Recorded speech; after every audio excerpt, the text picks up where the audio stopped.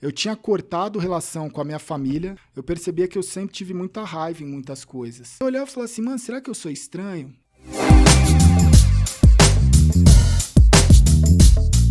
Que eu acho que é muito importante, quando eu comecei a jogar o Counter-Strike, foi quando a minha família passou por uma fase muito difícil. Separação dos meus pais.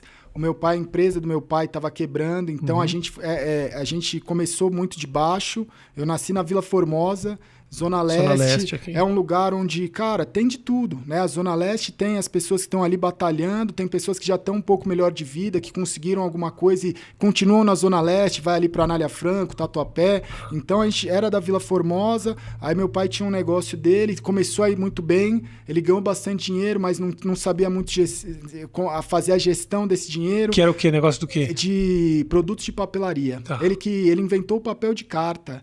Não sei aquela época, sabe que tinha papel de carta que apareceu na Xuxa? Quando apareceu na Xuxa, a Xuxa leu, papéis de carta Cartilge. Era a empresa dele, aí estourou. E aí foi passando um tempo, as coisas acabaram dando errado e aí foi isso que você falou. Da família, as coisas dentro de casa estarem muito destruídas e muita briga, e o Counter-Strike ele me tirou de tudo, assim, cara. Era um lugar de conforto. É o meu irmão mais novo, porque ele me deu tudo. E quando eu precisava de alguém, um lugar onde eu falava assim, caramba, velho, eu preciso me desconectar, mas não é que você quer se alienar.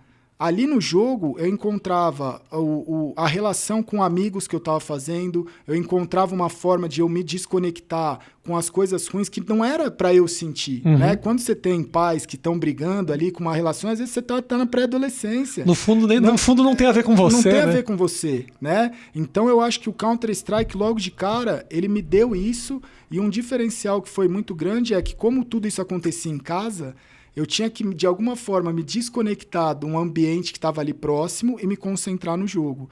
E mais pra frente eu fui descobrir que isso foi um super diferencial quando eu comecei a competir. Porque muita gente sente, né? Você não sente a pressão da torcida? Eu falo, mano, pra quem veio de onde eu vim, velho, isso aí não é pressão nenhuma, cara. O mais fácil é eu me desconectar. Tá ligado? E tá ali focado na partida. A vida te pressiona mais do que o virtual. Então, isso que você falou, assim, de normalmente a pessoa ela tá saindo, né? Pode falar assim, fugindo de alguma coisa. Eu acho que às vezes é essa relação da pessoa, ela tá querendo algo diferente. Ela não quer estar ali onde muitas vezes ela é obrigada a estar. Mas que ela não precisaria estar, né?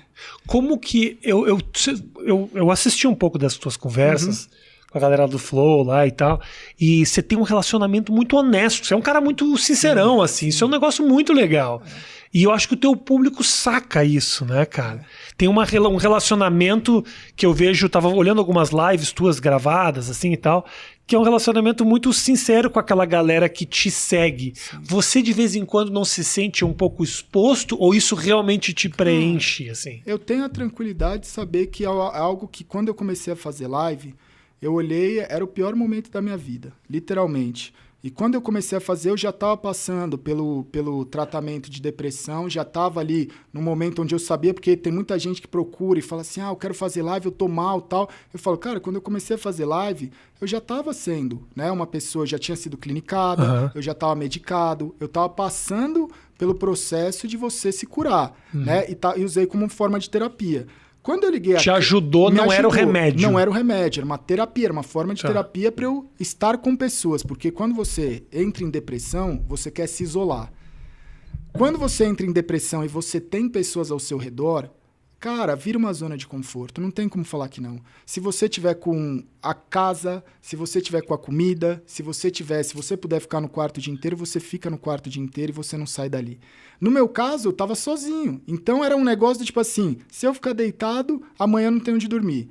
Eu já não tenho muito o que comer. Se eu não for atrás do que comer, eu não vou ter nada absolutamente. Então, quando eu olhei aquilo, eu falei, eu preciso fazer coisas. Eu tentei pensar de uma maneira racional. Eu falei, eu preciso fazer coisas que vai doer, mas se eu não fizer isso, acabou. Então, eu falei, eu preciso seguir a terapia, porque é isso que salva, não sou eu que salvo, não é você, é médico, é remédio, é terapia, é os profissionais de saúde que salvam. Eu preciso seguir tudo que eles me passarem, eu preciso fazer exercício, porque eu falei, cara, o exercício é uma forma de eu tirar a raiva dentro de mim. A depressão é raiva acumulada. Então, se eu correr 5 km por dia, eu vou tirar uma raiva de mim muito grande. Quando eu vi, eu estava correndo 10, 12 km todo dia. E a alimentação, porque é uma coisa que uma coisa junta a outra. Eu falei, se eu fizer os 3, eu vou estar bem. Quando eu olhei e falei assim, o que mais que eu posso fazer? Porque eu estou isolado. Eu tenho meu computador, eu tenho internet, eu conheço dos jogos, sei que esse mercado de streaming é algo que pode, né? Já estava crescendo, mas eu acho que ainda está no começo, porque a internet, jogos, você está sempre no começo. Parece que sempre está bombando, mas sempre tem gente que não sabe o que é. Então você tem sempre gente nova para chegar. E aí eu olhei e falei, quer saber, velho? Eu vou fazer a stream, mas eu não vou fazer só a stream para criar conteúdo, eu vou fazer stream para criar relação. Porque é isso que eu tô precisando. Eu preciso me relacionar. Perfeito. E aí, quando eu comecei a fazer live, tinha 5 pessoas, 10 pessoas, eu comecei a trocar ideia com o cara de vida. Eu comecei a trocar ideia, que o cara entrava lá e falava, você vai jogar o quê? Eu falava, sei lá, velho, mas que bom que você tá aqui, porque agora eu tenho com quem conversar. Ótimo. Então, legal. o que eu vou jogar virava o plano de fundo para alguma coisa que eu tava trocando ideia de algum assunto ou de alguma coisa boa. E aí começaram a surgir dúvidas de tipo, cara, você tá chapado? Você tá drogado? O que que é? Eu falava, mano, eu tô tomando remédio. Mas você tá tomando remédio por quê? Pô, porque aconteceu isso, isso e isso. E aí, quando as pessoas começaram a olhar e falar assim, cara, mas por que você tá falando isso? Um streamer não fala isso. Aí eu falei assim, cara, a gente tá no meio da madrugada. Eu fazia live, começava às 8, madrugada inteira, até o horário que eu aguentava, até meio-dia, 11 horas. Eu não gostava muito dos todinho, que eu chamo a molecada. Dá meio-dia, eu falava, saída do colégio, não vou ficar aguentando os todinho no chat. Porque naquela época eu tava, né? Você também tá raivoso. Claro. E aí, no meio da madrugada, uns caras vinham com os papos e eu falava assim, mano, se eu não te contar a minha história, por que você vai me contar a sua? Sabe? Porque você tá fudido, eu tô fudido. Você quer vir aqui, quer me contar algo pesado. Eu também quero, tá ligado? Eu também tenho esse direito. Claro. E aí a gente começou a estabelecer uma relação onde eu falava assim, cara, quando você erra, né? Você muitas vezes erra por não ser, não é uma pessoa que a pessoa que erra ela não é uma pessoa do mal. Você tá aprendendo. Né? Você vai cometer erros na sua vida. E tem coisas que você vai passar que a culpa não é sua. Igual eu estava falando lá de separação, briga familiar, muitas vezes a culpa não é sua. Então você vai ter vergonha disso. Coisas que aconteceram comigo, o pessoal falava, você não tem vergonha? Eu falava, mas mano, a culpa não é minha. Por que eu vou ter vergonha de falar que aconteceu isso, ou que aconteceu aquilo, ou que eu passei por isso? Eu falava assim, cara, se eu não tirar isso de dentro de mim e dividir com as pessoas, eu vou ficar segurando esse peso. E esse peso vai se transformar de novo em depressão ou em alguma coisa que eu acho que foi muito mais racional pelo instinto de sobrevivência. Eu acho que isso aí foi instinto de sobrevivência. Eu lembro, hoje minha vida mudou completamente. Me fala, deixa eu te perguntar, tu estava falando a respeito da depressão, aquele momento que você falou que era um momento familiar muito complicado. Sim. O que exatamente estava acontecendo dentro de casa para que você... A não ser a questão financeira que você me disse. Não, mas você tá falando do começo. Isso. Não, o episódio da depressão foi recente. Foi mais... eu não sabia.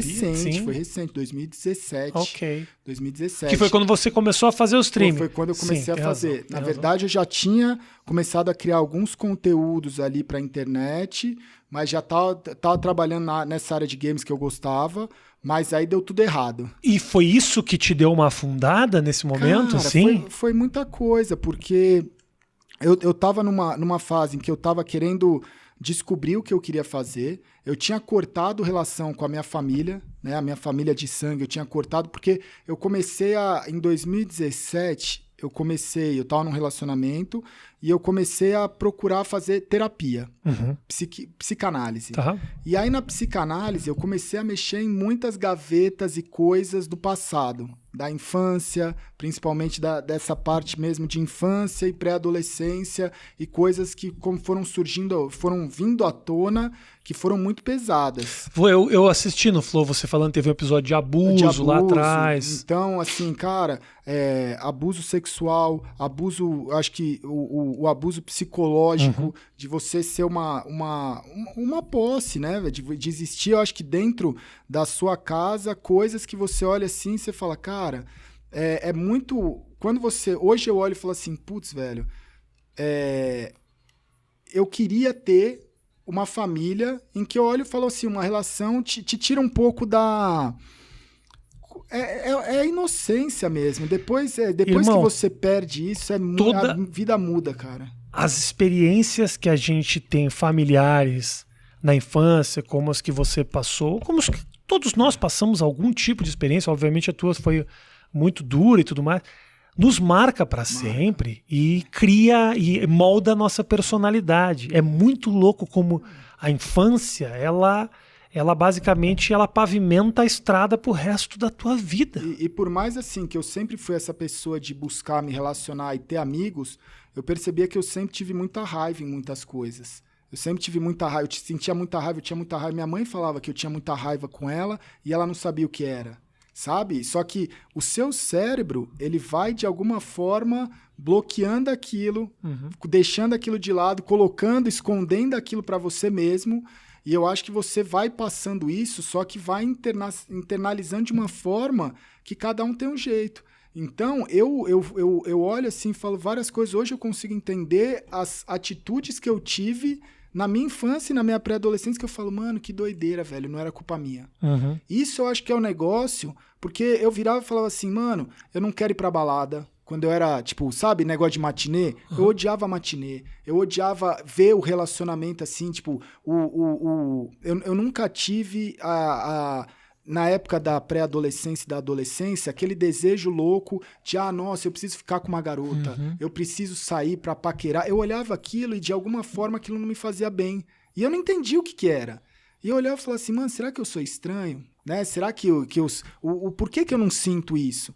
Né? E várias outras coisas que eu acho que você vai vivenciando e que você não sabe o que está acontecendo, né? Em relações, às vezes você vê relações do seu amigo, da sua amiga, na casa dele, você olha a família, você olha e fala assim, nossa, é assim, sabe? Total. Então, eu acho que hoje eu olho e eu consigo entender e olhar e falar assim, caramba, velho, é uma paz de você saber que você não era tão diferente, né?